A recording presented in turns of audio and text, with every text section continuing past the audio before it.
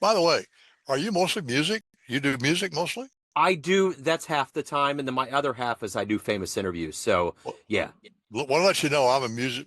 When it comes to music, I love music, but I'm illiterate. I don't know music at all. yeah, me neither. That's why I do it. I come from a very visceral standpoint, so I don't understand how they construct and put it together. Well, I want to keep it that way. I did my undergraduate work at Oberlin College, which had a great conservatory. Yeah, I had yeah, a lot of friends who were musicians, and I loved it. And I talk, never could understand them. yeah, Then I did my Ph.D. at Indiana University, which had a yeah, great conservatory. yeah. And again, I knew a lot of musicians. In fact, my first wife was a coloratura soprano. Wow. Okay. I met at Oberlin. That was my first wife, but Yeah. it didn't last very long. She was, well, enough of that. What do you want to know? Well, yeah, I could, since I come from jazz radio, I dive in pretty quick. I just want to get into your world and your mission and what you're doing with Triad Math. So, yeah, it's just going to be a good conversation. Okay, well, my world is very simple. I have been learning and teaching and applying math for 8 decades, Okay. 80 years. Okay. Then that should simplify things. So, we'll start at the top. It's wonderful to And, meet you. Yeah, no, go yeah, ahead. no, go on. Oh no, you had the calculator. You were going to say something else. Well, what I've been doing now for the last 10 years, first of all, for most students, learning math has been a challenge and a struggle, and they've not learned math very well at all. And it's not their fault. It's really the way it's been taught in our schools. I was a victim of it too. I was told when I was a freshman in high school that I would never go to college because I didn't do well in algebra. But then I got a good algebra teacher. I was in Greencastle, Indiana, had it, DePaul University was there. My senior year in high school, I took algebra at DePaul, had a great professor, and did well in it, and went ahead and he got me to Oberlin College. Then I got a PhD in algebraic number theory. Anyway, and I've been applying math to him. Now, the problem with math has been the old manual techniques are very difficult to learn. Yeah. So first of all, for your arithmetic, today you use a calculator. And I teach you how to use a TI-30XA, Yeah. a $10 calculator. This calculator would have been worth $1 million during the Manhattan Project Yeah. Yeah. because you can do calculations with it.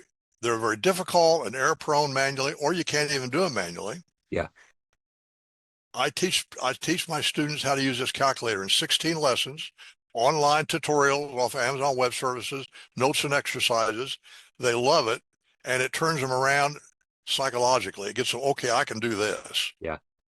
Then I teach them practical algebra and geometry and trigonometry. All three subjects kind of go together in about one semester.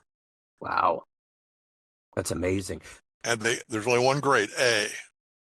Yeah. Yeah. And if they're not going to go to college, they're ready for the military. They're ready for a technical program. There's 1,000. I had a company once that we trained technicians all over the country. One of my many things I applied math to, and we trained thousands and thousands of technicians in 50 different subjects: hydraulics, pneumatics, electrics, so on. Practical math is the key to that. If you know practical math, they're all easy. Yeah. If you don't know practical math, they're difficult. Yeah. Maybe impossible. Yeah. That's the first 2 tiers of a 6-tier program. Then I go on in tier 3. I get people ready for the SAT if they're going to go to college. Now, at that point, are they ready for science and engineering? No. You now need math at a much deeper level for science and engineering. And with the old manual tools, it's extremely difficult. Difficulty level of 8. I use a new modern tool. Came out in 2009.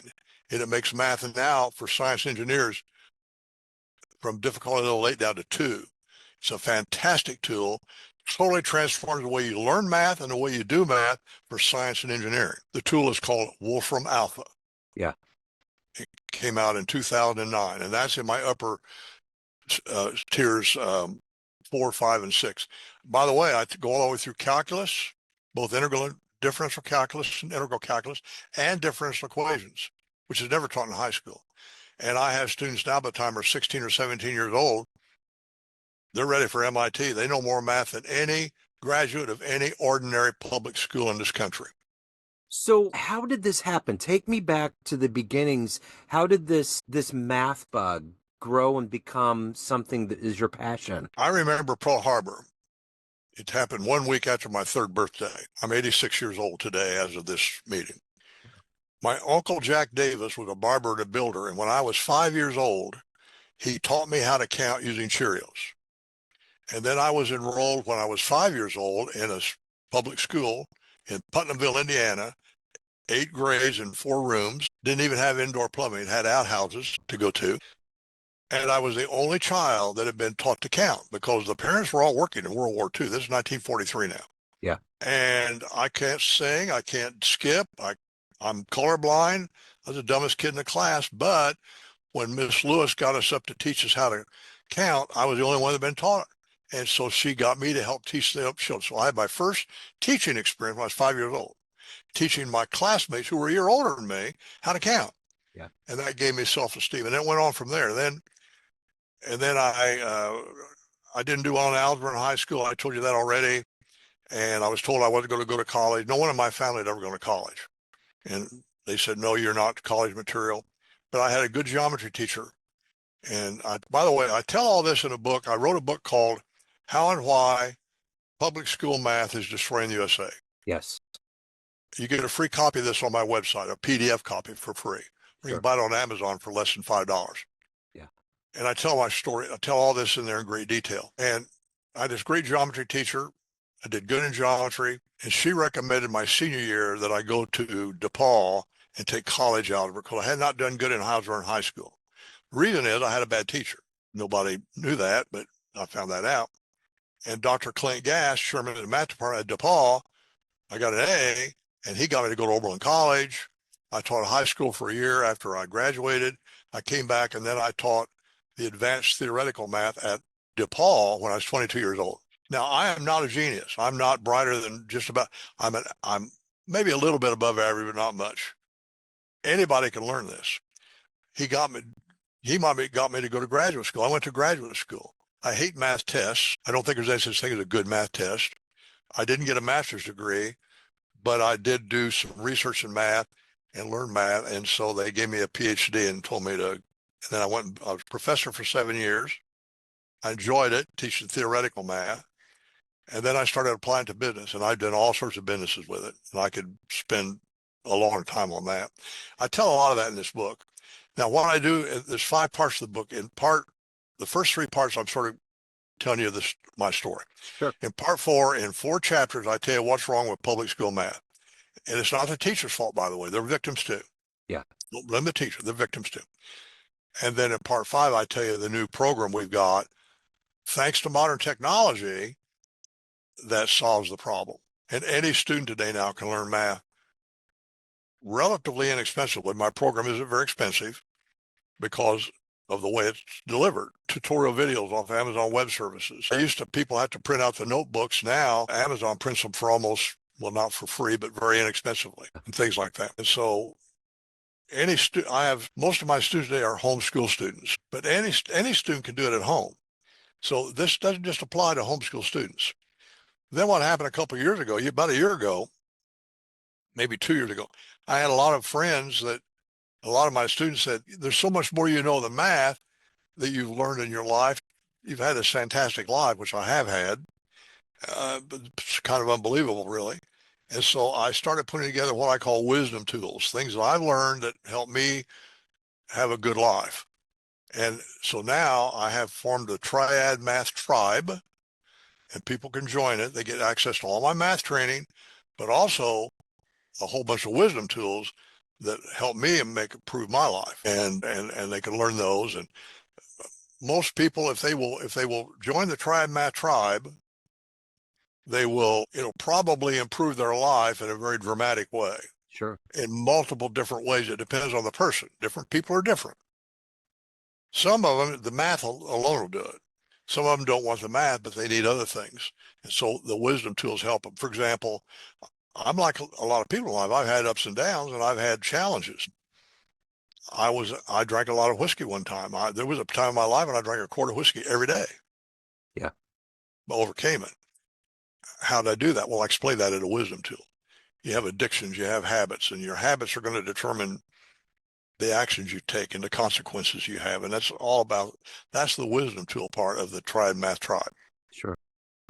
So how has math consistently been your passion to help open that door up to people, to write your book, to affect so many people, and to get them into this place where it's not that you demystify it, where you make it attainable? How did this happen? How has this been your passion? Math is like the greatest game ever played.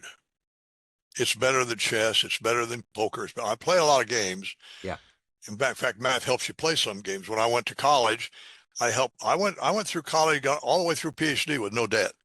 yeah. In fact, one of my wisdom tools is if you want to go to college today and study, if you want to go to college, how can you do it with no debt? And I explain how to do that. That's one of my wisdom tools. Okay. Math is like a game. And when it's taught properly, the right content, the other problem I have with math today and have had is they teach a lot of theoretical stuff that's obsolete. I mean, that you don't care about.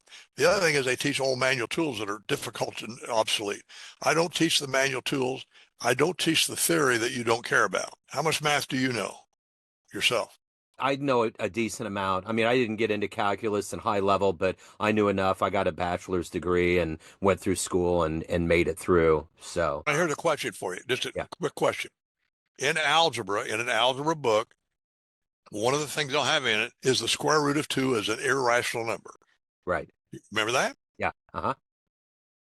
Why do you care? Have you ever used that fact for No, anything? no. There's no scientist or no engineer or anybody practical that cares about that. That's a purely theoretical concept that Yep. only theoretical mathematicians care about. Now, I know all about it. Yeah. I can teach you all about the square root of 2. In fact, the square root of any integer is irrational if it's not a perfect square.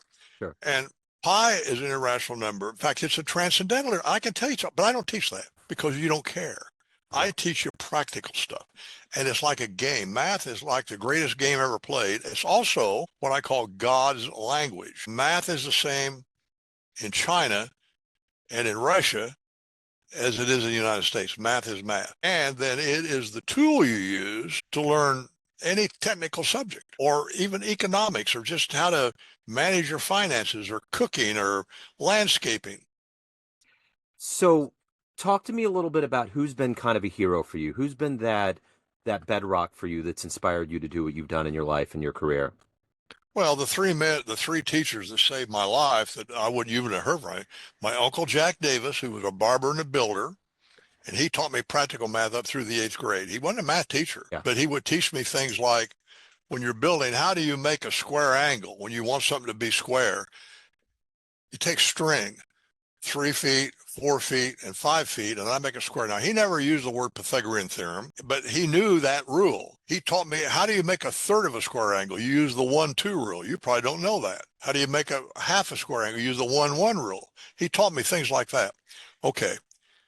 Then I had Miss O'Hare for geometry, and she taught me how to prove theorems, which, by the way, I don't teach that because most people don't need to know that and care. But but that let me know I could learn math. And then Dr. Clint Gass was the teacher at college algebra at DePaul University, became my mentor. Those three people were the reason that you're talking to me today. And the fourth person was a Sunday school teacher when I was 10 years old named Theron York. And he taught me the rules of Christianity come out of the New Testament, the rules. And I live by those rules. The obvious one, the most important one, is the golden rule. And I've lived by that all my life. He taught me, look, he said, Craig, you don't have to believe in Christ or Christianity, but the golden rule, if you practice it, you'll have a much better life. Yeah. And believe me. And there were a lot of other rules too. And I explained that, by the way, in my wisdom tools. Yeah. Everybody lives by rule, whether written or unwritten, you live by rules. Yeah. And the rules determine the quality of your life. Yeah. Because the rules determine the actions you're going to take. The actions determine the consequences. And most actions have short-term consequences and long-term, and sometimes a short-term, like I just smoke cigarettes. Yeah. Okay, that's a short-term, makes you feel good, but long-term is going to kill you. Yeah. Yeah. Well, I figured that out. When I learned that, I quit smoking. I smoked for about 10 years Yeah. and things like that. So I don't know if I answered your question, You but did. You most certainly did. So as you kind of talk about your life and how amazing it's been, what are you the proudest of? Everything you've accomplished and seen and become, what are you the proudest of? Well, there's no one thing. The thing I'm most thankful for, I'm not that proud of anything because I've been given everything. So I'm not proud, but thankful is a better word for it. The most thankful thing is I told you I married a college girl soprano from New Orleans, a beautiful gal. And boy, I mean, I was on Bourbon Street on New Year's Eve many years ago. Thank God not not this year. And we only stayed married 2 or 3 years because she didn't want a family. She wanted to have a profession, and I wanted a woman that was very intelligent, very beautiful, very sexy, but wanted her career was going to be a wife and a mother and a grandmother. My last year of grad school, when I was 27 years old, I went to a party that was highly unlikely to go to, and she went to the same party, unlikely. She was 19. I met her, and we just celebrated our 58th wedding anniversary. Wow. And we have 3 children that are fantastic. They've done wonderful. They have a wonderful life. We have 9 grandchildren. So that's the thing I'm most thankful for. The second thing is I've had many, many, many experiences, business experiences and other kind that have been fun. Theron York asked me when I was 10 years old, Craig, what do you want to do with your life? And I said, I want to have adventures. The last time I had a job just to make money when I was 17 years old, working on the Pennsylvania Railroad one summer. I teach this on my wisdom tools. Some things you do for extrinsic motivation, like a job. Others you do for intrinsic motivation because you love to do it. You play games, for example, because you love to do it. Okay, I say find different things you can do that you're intrinsically motivated, and find something you're intrinsically motivated that people will pay you to do. Yep. And I learned that when I was very young. And the last time I've had a job just to make money was I was 17 years old. Now, I was a professor for 7 years, but I loved it. Yeah. And then I quit that and went into business. Now, I've had many, many businesses that were very successful, and then they failed financially. I built the world's greatest 8th-mile drag strip in Terre Haute, Indiana, Action Dragway. Yeah. It was very successful for 2 or 3 years. This was back during the early 70s. We had OPEC, we had stagflation, and I went broke. I've been broke twice in my life, but I never worried for money because I could always do things that money would come in as I needed it. Yeah. Yeah. And then I went on and on. I developed a thing called the Dynabrain in the late 70s using a microprocessor. Again, because of practical math, I could do this. And I developed something to test racing engines on being tested on water brake dynamometers. And my number one customer was I had NASCAR customers. My number one customer was Osterlund Racing. And I know you're a NASCAR fan at all? Oh, yeah. Yeah. Well, I mean, I know about it. Okay. Enough. Do you know about Osterlund Racing? Well, yeah. Rod Osterlund was from California, and he had a racing team that was brand new in Charlotte, North Carolina. And they were one of my first customers by a Dynabrain. And it helped them have really good race engines. And they had a racer named Dave Marcus, and he wasn't winning, and they fired him. And I'm standing out back one day with Roland Wolotka, who's the general manager, and he said, I said, I hear you fired your racer. And he said, yeah. He said, we've hired a new guy. I said, nobody else would hire him. He said, he's a wild guy, and we're not too sure that, but we think because we're going to give him what he's going to get that he can be a winner. And he said, he's that guy riding that little motorcycle out back here. There's a big lot to run there, this huge facility. He waves him up here. Guy comes up on a motorcycle, and he said, Dale, I want you to meet Craig Hane. He's the guy that got the Dynabrain, and that's the reason you're going to have the best engines out there on the track, and you can win races because you're going to have the best car and the best engines. And part of it's because of Craig and the Dynabrain. Craig, I want you to meet our new racer, Dale Earnhardt. I met him before he ran his first race. Wow. That's wild. I knew Richard Petty. I knew Cale Yarborough. I knew all those guys. I knew Junior Johnson. I knew them all. And I thought I was going to make my fortune with the Dynabrain. And Intel quit making the microprocessor, and I couldn't produce it. But what I learned from Theron York was, Craig, you're going to have a lot of experience in your life, and you can define them as successes or failures. That's a definition. But whatever happens, just keep on going, and the next thing will happen. And here's the thing I thank God for. I failed in business many, many times. The drag strip, a racing gasoline company I didn't even tell you about, the Dynabrain. I had an automotive parts operation I bought on a leveraged buyout that I made a lot of money in. It went broke. They all went under. I thank God for every failure because out of that something better happened. Sure.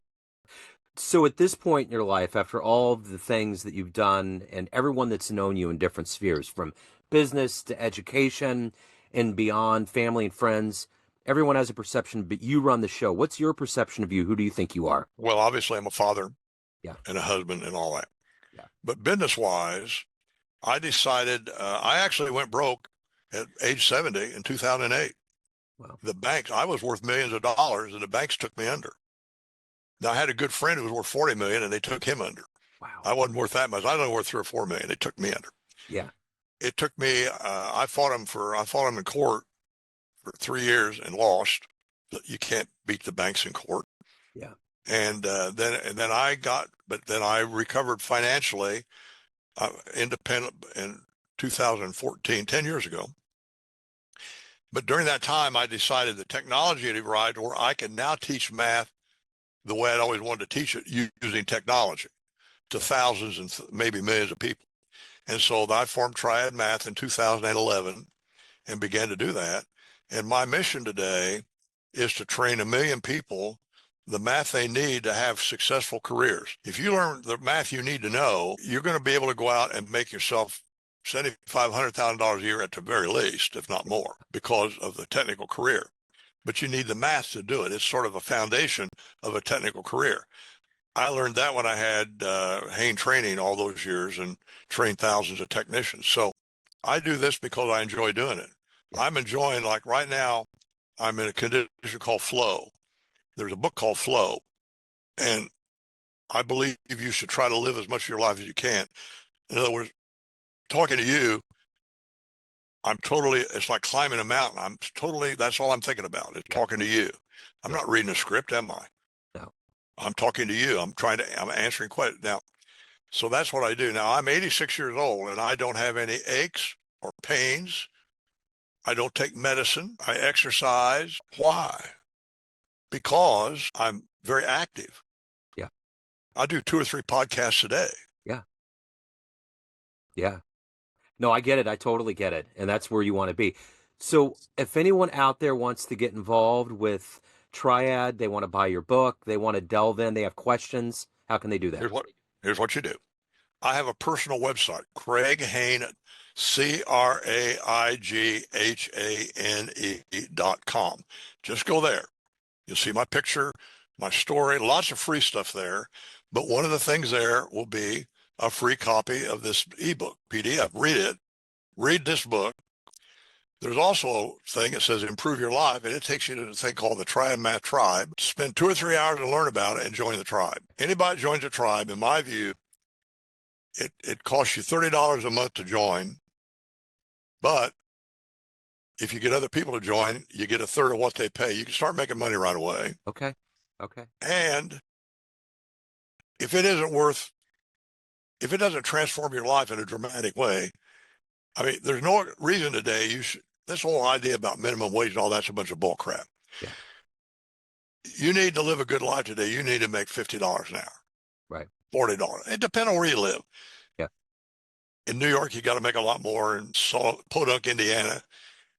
In Kansas City, you don't need that much. Right. Or in Indiana. But anyway, my belief is if you join the tribe, and it's going to be a long-term thing, you're going to be in it. It took me years and decades to learn the things I'm teaching you and applying them. I think you'll have a much better life. Yeah. So, go ahead. Well, so you go to my website and it tells you all about that.